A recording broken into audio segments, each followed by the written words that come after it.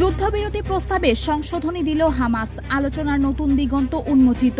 মধ্যস্থতাকারী দেশগুলির পর্যালোচনা শেষে পরবর্তী পদক্ষেপ নির্ধারণ। ইসরায়েলের প্রস্তাবিত যুদ্ধবিরতি এবং বন্দি বিনিময় চুক্তির জবাবে আনুষ্ঠানিক প্রতিক্রিয়া জমা দিয়েছে হামাস। মঙ্গলবার এক বিবৃতিতে হামাস জানায়, ইসরায়েলের প্রস্তাবে কিছু সংশোধনী এনেছে তারা, তবে ইসরায়েলের দাবি এই সংশোধনী মূলত তাদের প্রস্তাব প্রত্যাখ্যানের শামিল। হামাসের এই প্রতিক্রিয়া কাতার এবং মিশরের মাধ্যমে তৃতীয় মধ্যস্থতাকারী দেশ যুক্তরাষ্ট্রের কাছে পৌঁছানো হয়েছে।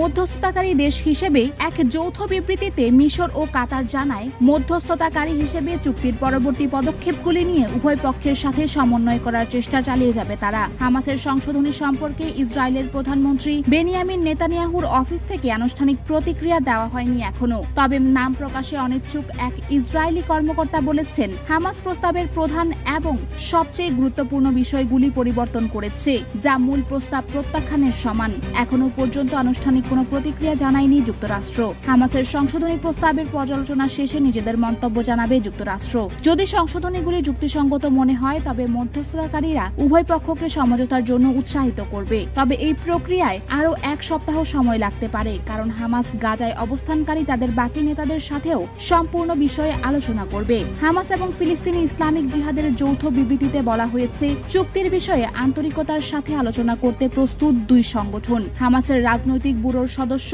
ইজ্জাত আল রিশক এক বিবৃতিতে বলেছেন, আমাদের পূর্বের অবস্থান পুনর্ব্যক্ত করেছি, এখন বল ইসরায়েলের কোর্টে।